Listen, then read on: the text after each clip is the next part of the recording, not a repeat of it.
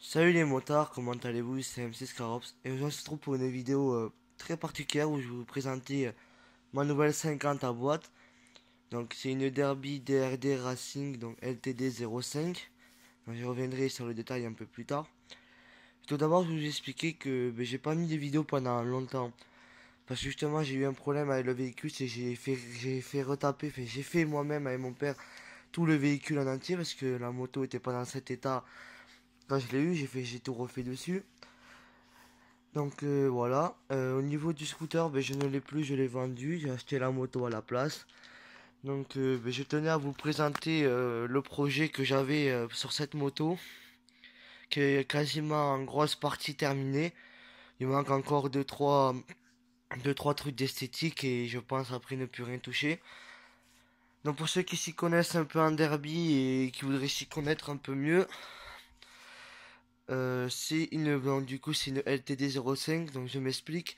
C'est-à-dire que le cadre chromé, fourche inversée double disque et bras oscillants renforcés en alu, c'est d'origine. Donc c'est une édition qui date de 2005, donc ma moto elle a 12 ans. Et elle a été produite très très peu dans le monde, c'est pour ça que ça fait des motos très rares. Normalement c'est la 05, il y a aussi la 03 qui est très rare. La 07 aussi, je fais la 07 un peu moins. Et voilà, donc dans l'intégralité, la moto là maintenant elle est quasiment terminée. Donc elle était noire au début, donc je vous mettrai une photo si vous voulez de quand je l'ai achetée et maintenant. Elle était toute noire et elle était pas super bien. J'avais un pot SR Core dessus, chromé, que j'aimais pas du tout. Parce qu'il faisait beaucoup de bruit, il avançait pas, donc j'aimais pas. Donc je préfère largement le pot que j'ai mis maintenant. Donc vous pouvez voir donc le rouge c'est un peu rouge, ça ressemble à du rouge nacré, mais ça n'est pas. Mais voilà. Donc au niveau vous voyez devant double de frein, double disque de frein, donc vous voyez ici et ici, avec les étriers, dans les jantes bâton. Donc je trouve que c'est plus joli que les jantes rayons. La fourche inversée Marzoc, Marjoc, ouais. Donc bon, le garde-boue c'est celui de DRD classique, hein. La plaque phare c'est moi qui l'ai changé parce que celle d'origine me plaisait pas trop. Celle-là est un peu mieux, mais je pense partir sur une plaque phare KTM. Je vous expliquerai ça dans une autre vidéo. Donc voilà, donc tout ce qui est au niveau du compteur. Alors le compteur évidemment c'est pas celui d'origine, c'est moi qui l'ai changé. Donc je l'ai changé avec mon père parce que mon père est électromécanicien, enfin il a son diplôme. Du coup c'est lui qui a refait tout le faisceau électrique de ma moto. Parce que quand je l'ai eu il y avait absolument rien qui marchait. Donc j'ai tout refait avec lui. Donc voilà, donc vous voyez le compteur quand je l'allume. Ça fait comme ceci.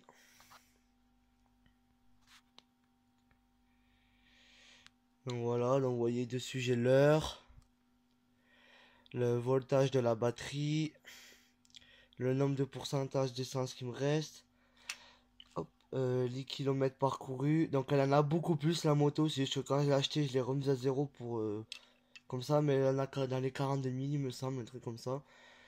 Donc là c'est, je sais plus trop, bon bref, le nombre d'heures passées sur ma moto. Le tour maximum que j'ai pris, donc il bug un petit peu, il faudra que je le règle au niveau de la sensibilité parce que je dois être autour de 15 000 tours et pas autour de 8 000. La vitesse maximum que j'ai prise, donc évidemment elle est fausse parce que je vous expliquerai pourquoi est-ce que je suis quitté et que mon père m'a déjà suivi en voiture avec la moto. Donc voilà, donc hop là, je vais le remettre comme il était. Là. Donc mon père il m'a déjà suivi en voiture, donc je suis quitté en kit 50 top perf. Alors je vois déjà bien les rageux dire que ça avance pas ni rien, mais moi je peux vous garantir, mon parrain il est préparateur professionnel, il fait des courses sur circuit avec son scooter, et je peux vous garantir que quand la moto elle est bien préparée, donc je vous dirai pas ce que j'ai changé dessus, une partie je vais vous dire mais pas tout, parce que après je vais avoir des ennuis avec la justice et j'ai pas trop envie. Donc j'ai un kit 50 top perf, un pot Voca Rookie, donc évidemment débridé de partout, hein. Donc un Carbu 19 PWK Barry Kit qui marche très bien, très fort d'ailleurs. Pipe top perf et cornet top perf. Donc voilà. Transmission, je suis 14 en 14 en pignon de devant et derrière j'ai jamais regardé en combien j'étais. Je dois être en 57, un truc comme ça. Enfin, bref, je sais pas, je vous dirai. Si je retrouve, je le mettrai dans la description.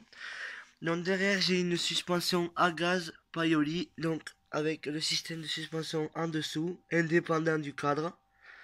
Donc c'est plutôt un bon point. Au niveau bon, des carénages, c'est des carénages classiques de DRD. Ça a pas changé. Donc dessus, j'ai pris soin de monter des néons avec mon père parce que je trouve ça joli. Donc comme vous regardez. Voilà, évidemment, vu que j'ai activé les lumières du garage pour que vous voyez la vidéo, on les voit pas trop, mais si on se met à peu près là, vous pouvez voir que ça éclaire quand même pas mal. Donc ça m'éclaire bien tout le moteur. Ça me fait même ressortir ma gaine là-bas. Donc voilà. Hop. Après au niveau du poste de pilotage, donc j'ai changé les poignées, j'ai mis des protépeurs, donc classiques. C'est les poignées que beaucoup de personnes mettent, en même temps elles sont très bien. Je trouve que la prise en main est très agréable. Pour le prix, elles sont pas excessifs. Je crois que voilà, 10 euros, on peut même le trouver moins cher sur Wish et tout. Donc voilà, donc j'en suis très content. Au niveau de l'embrayage, ben, je l'ai refait donc avec un collègue à mon père qui est mécanicien parce qu'il était affreux au début. Maintenant, vous voyez, il passe vraiment tout seul. Il n'y a pas besoin de forcer, il passe vraiment tout seul. Donc voilà, j'ai fait la vidange de boîte avec de l'huile Ippon Box 2. Pour ceux qui s'y connaissent, c'est une très bonne huile, elle coûte cher, mais c'est vrai que depuis que j'ai fait la vidange avec cette huile, les vitesses elles passent à un doigt, comme on dit, elles passent vraiment toutes seules. Si vous regardez bien, regardez, je force vraiment pas, regardez. Tac, tac, tac, elles passent vraiment très bien. Il n'y a même pas besoin de forcer pour les passer. Est-ce que je suis au point mort? Ouais, nickel. Donc voilà, donc j'ai des boîtes à vitesse qui est en très bon état. Surtout pour l'âge du moteur, elle a été bien conservée, franchement. Au niveau moteur, ben, j'ai changé juste le carbu, le cornet et la pipe parce que j'en avais un de 17,5. Il fuyait de l'essence. Et du coup, ben, j'ai pas pu. Enfin, je voulais pas le garder parce que déjà il était trop petit pour mon kit. Ça fait que je perdais beaucoup de couple. Peut-être pas de vitesse de pointe, mais de couple surtout parce que dans les montées c'était affreux. Et un peu en vitesse de pointe. Du coup, je l'ai changé pour celui-là. Et c'est vrai que j'ai gagné énormément en couple. Et en vitesse de pointe, j'ai dû gagner 5 km/h. Peut-être c'est pas énorme. Mais c'est toujours ça de gagner. Surtout que le carbu, ben, je l'ai eu moins cher. C'est un mec qui me l'a vendu. Franchement, il m'a pas arnaqué. Il marche très bien. Donc voilà, au niveau du rétro, bon, c'est un rétro classique, on va dire. Donc voilà, donc au niveau de la poignée du levier de frein et du mètre cylindre, ben, j'ai changé parce que le type qu'il avait à moi, il avait bricolé un truc à l'arrache. Du coup, j'ai changé, vous voyez, c'est tout neuf. Comme ça, au moins, pas la merde parce que les freins, il faut pas rigoler avec. La graine rouge, c'est mon père qui l'a monté. Comme voilà, ça, je trouve que ça donne un peu plus esthétique. Surtout au moment où on est reparti sur un câble neuf. Qu'est-ce que j'ai d'autre à vous présenter? Donc évidemment dessus j'ai tout qui marche comme vous pouvez le voir. Donc hop là. Les clignots. Avant, arrière. Donc gauche. Le droit qui marche aussi. Nickel. Donc ça s'affiche sur le compteur séparément, vous voyez. Tac, tac. Donc le klaxon. Voilà. Et c'est à peu près tout ce qu'il y a en électronique sur une moto 50. Hop, au niveau du câblage, donc bon, vous voyez dedans, c'est toujours le bordel, un peu comme sur une 50. Encore, moi j'ai eu l'idée de faire, mon père a eu l'idée de cacher les fils. Attendez, je vais mettre le flash. Je sais pas si vous voyez dans ça, dans ceci, c'est une durite de voiture, comme ça j'ai quasiment pas beaucoup de fils qui traînent dehors. Comme ça au moins, ben, ça fait beaucoup plus joli, on va dire, ça fait moins fil traînant, je sais pas trop comment dire ça. Donc voilà, c'est à peu près le tour du projet que je tenais à vous présenter. Je vais quand même vous montrer le pot. Bon, parce que bon, voilà. Dans le pot, vous voyez un Voca Rookie. 5070, donc c'est le modèle homologué. Si vous cherchez un pot pour un kit 50, parce que ce pot, je vous conseille plus de le monter sur un kit 50 que sur un origine. Pour la simple et bonne raison que Voca, c'est plus pour des kits que pour de l'origine. Si vous voulez partir sur un origine avec un pot qui marche très bien, vous prenez un Yasuni R2. Ça marche très très bien, je peux vous garantir. Même sur un kit 50, le Yasuni marchera, mais le Voca marchera mieux sur un kit que sur de l'origine. Le Yasuni marchera mieux sur de l'origine que sur un kit. Après, vous avez le Bidalo SMR, je crois que c'est celui-là, ouais, qui marche très bien sur de l'origine et un peu sur un kit. Donc c'est le moitié entre le Voca et le Yasuni, je crois. Donc c'est des bons pots. Le seul point, le défaut que j'aime pas chez Vidalo, c'est qu'ils ont des bruits assez aigus que ben, j'aime pas. Franchement, je vous le dis, j'aime pas.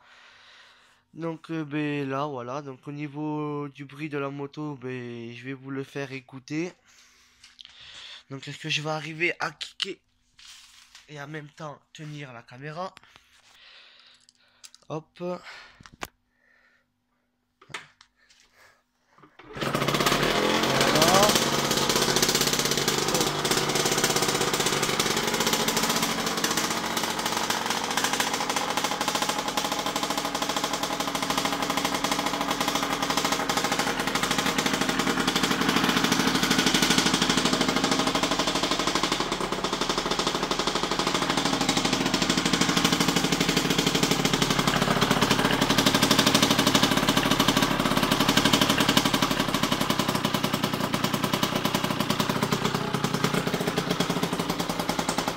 Voilà.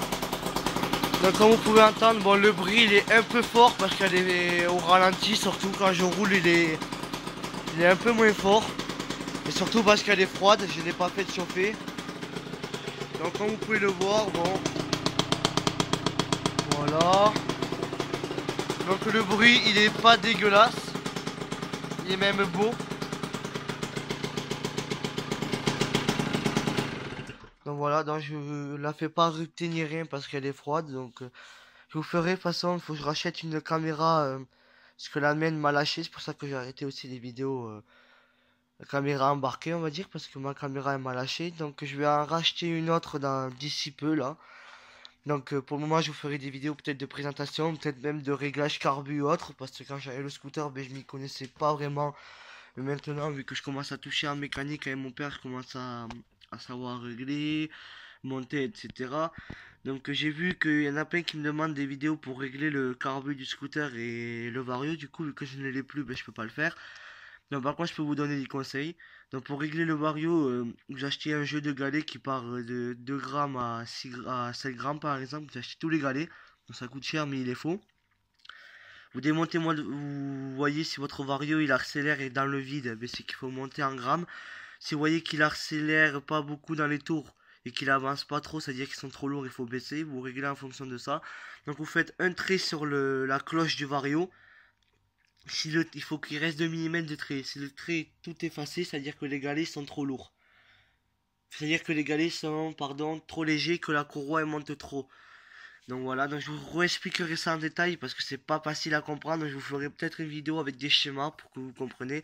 Et le réglage carbu, ben, quand je réglerai celui-là, parce qu'il faut que je le règle, il est trop riche, ben, je vous ferai une vidéo pour vous montrer cela, si ça vous intéresse. Donc voilà, donc si vous voulez d'autres conseils sur la moto, que ce soit pour le niveau câblage, esthétique ou autre, vous pouvez me demander. Donc voilà, donc je pense que je vais arrêter la vidéo maintenant. Je vais juste vous présenter mon deuxième moteur que j'ai ici. Donc pour moi le moteur il est tout d'origine, il y a même encore la pompe à huile. Donc je vais sûrement le faire préparer celui-là. C'est un moteur Euro 2 comme celui que j'ai sur la moto. C'est les deux mêmes, j'ai deux Euro 2. Donc je vais tout faire préparer. Donc voilà, et je pense que voilà, je vais le faire préparer, je sais pas encore en quoi, peut-être en 70, on verra. Donc je vous montrerai de toute façon le projet une fois terminé. Donc ça c'est de l'origine, donc il est neuf, apparemment il n'a pas servi.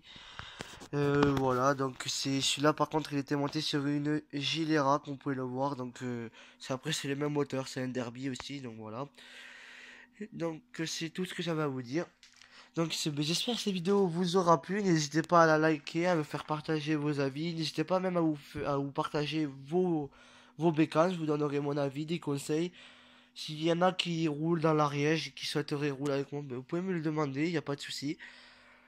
Et voilà, c'est la fin de cette vidéo. J'espère qu'elle vous aura plu et je vous dis à la prochaine vidéo, les amis. Allez, au revoir.